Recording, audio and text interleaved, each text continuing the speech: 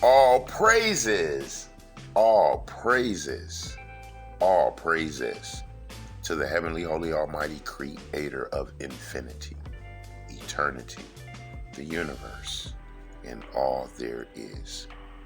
This is Revelations.Unveiled. Detroit. Hello, family. We're back together again in love, safety, comfort, joy.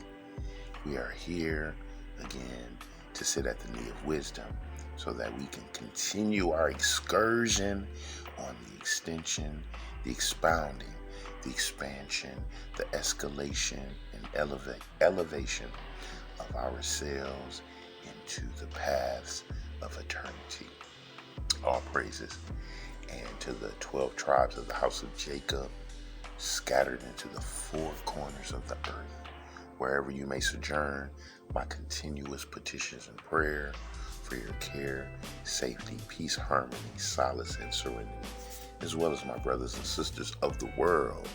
And so we step up to the threshold of transition, where we have our cranial universes exposed and our souls bared forth, so that we can continue to receive the transmission and the communication and radiation and the word and fire of the heavenly wisdom of the holy power creator of all imagination. All praises and family as we come together in this warmth of love, and we clench the hands of our fellow beings and look into their windows of the soul. We are the children of the covenant. We are the beings of light. And we are now back at the knee of wisdom, where we will continue our meal of the divine manna, bread, meat, and wine, of our expansion of our secular understanding of ancient history as it pertains to our carnal current existence. All praises. And so we will be understanding Happy New Year. We're going to get some history and understanding of the origins of Happy New Year, January 1, the celebration of customs and the practices of such day, so that we then can process that through our now awakened spiritual eyes and ears, so that we may expose the true understanding and spiritual value of such honor to these days, and determine as the children of the covenant and the beings of light if our participation is warranted and valued, or are we then now under a more divine watch. So we will be reviewing an article from ChristianOnline.us. What we will do is get some quick clarification of some terms. So when you hear the word Christian, let's get an understanding. The word Christian as a duality. You have Christian, which are practitioners of Christianity. We are not Christians. Practitioners of Christianity, the religion. We are Christians, which are followers of Christ, who is our King, the King of the nation of Israel, the nation of Israel, which has been scattered to the four corners of the earth through a global slave trade, now called the diaspora. We are Christians, followers of Christ, which is the Word of God manifested in the flesh. And so, when you hear the word Christian, we are making a differentiation between practitioners of a pagan religion versus the acknowledged children of the covenant coming back into their true identity, heritage, custom law, and holy power.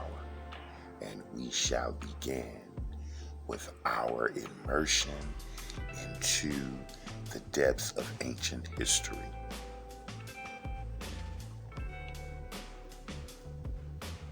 And before we begin, we give all due honor to to the Revelations.Unveiled Detroit channel standards in the book of Malachi, chapter 3, verse 6, in the book of Hebrews, chapter 13, verse 8, with our tool as we continue to learn and discern, which is the book of Isaiah, chapters 28, verses 9 through 11.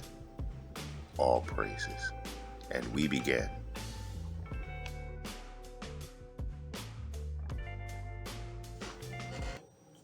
The truth about New Year's. How did the celebration of New Year's Eve begin?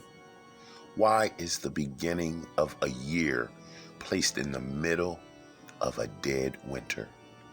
And where did the many customs surrounding it originate? Most people carelessly assume that celebrating New Year's Eve is a Christian custom. But did the practice of waiting the old year out really come from the Bible? Is January 1 the true beginning of a new year? Who has the authority to determine when a new year begins?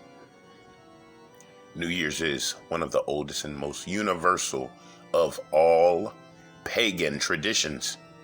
The custom of celebrating it has remained essentially unchanged for 4,000 years.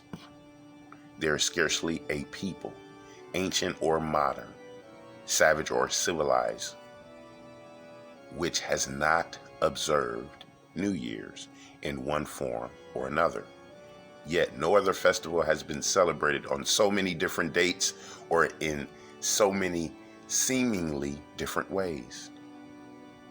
In ancient Babylon, New Year's festivals were closely bound to the pagan feast called Christmas Day, or Christmas, which is called today. The little-known connection of New Year's with Christmas is made clear in the Bible. When and how did New Year's celebrations originate? Who began the custom? Well, in Mesopotamia, which is a very ancient first civilization, the mother of civilization, Christmas began there over 4,000 years ago as the festival which renewed the world for another year. The 12 days of Christmas, the bright fires and the Yule log, the giving of presents, the carnivals with the floats, the merrymaking, the reveling, the mummers and singers and musicians which played house to house, the feastings, the church processions with the lights and song, all these and more began in Mesopotamia centuries before the Messiah was born, and they celebrated the arrival of a new year. This is the beginning. The celebration of New Year's began in ancient Babylonia in Mesopotamia. It was a pagan custom of ancient sun worship 2,000 years before the birth of the Messiah. The celebration of New Year's is never once commanded in the Holy Scriptures. The Messiah and the disciples never observed it. Moses forbade it. Do not say it doesn't matter.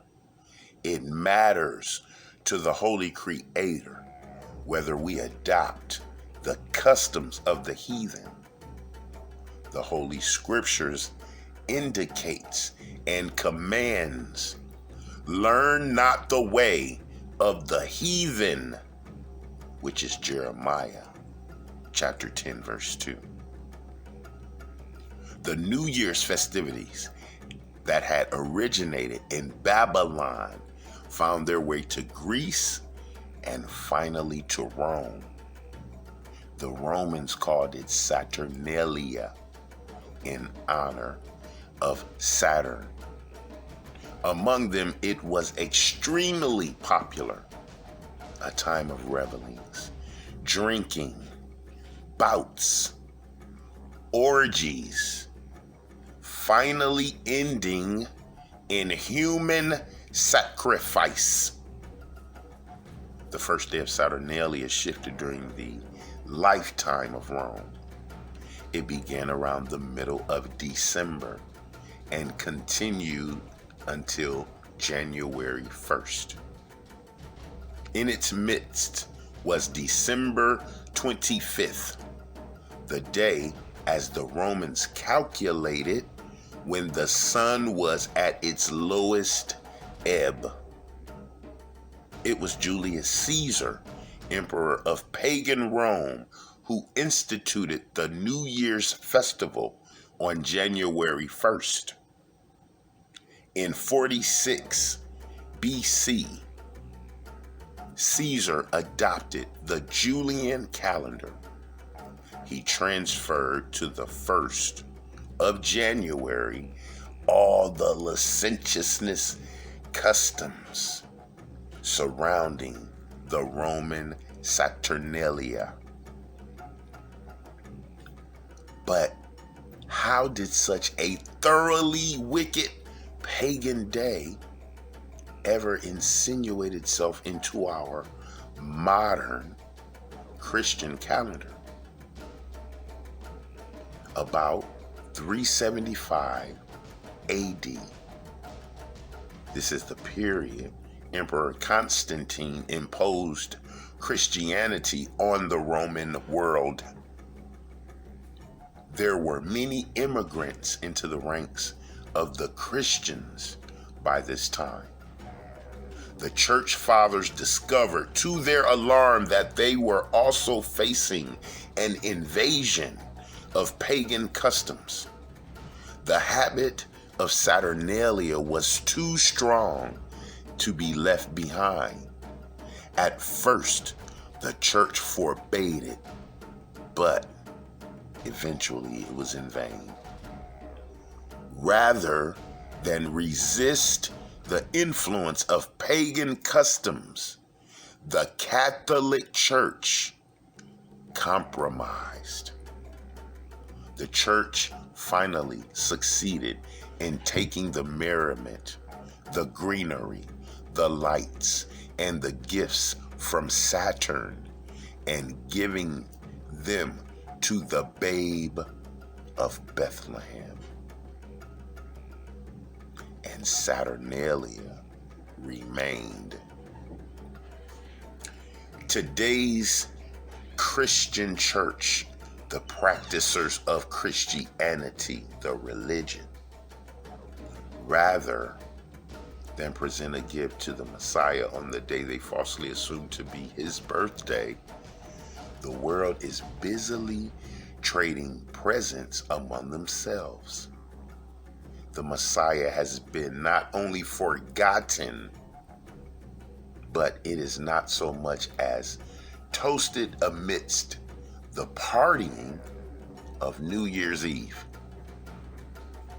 During the Middle Ages, many of the ancient Roman customs were maintained and augmented by the incoming heathen rites of the Teutonic peoples. It was during this period that the customary Yule log and mistletoe were added to the popular New Year's festivities. The Yule log is a carryover from the bonfires of sun worship, and mistletoe is a parasite used in Druid rites as a symbol of sex worship.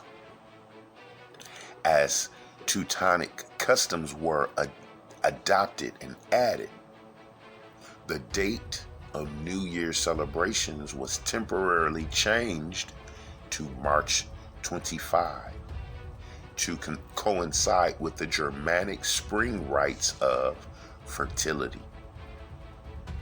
Finally, Pope Gregory reinstituted the ancient pagan Roman date of January 1st.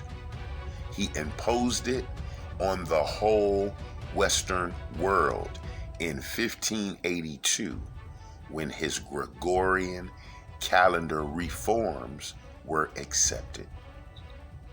All Roman Catholic countries accepted this change at once. Sweden, Germany, Denmark, and England, the strongholds of Druid customs, finally acquiesced to Rome in the 1700s.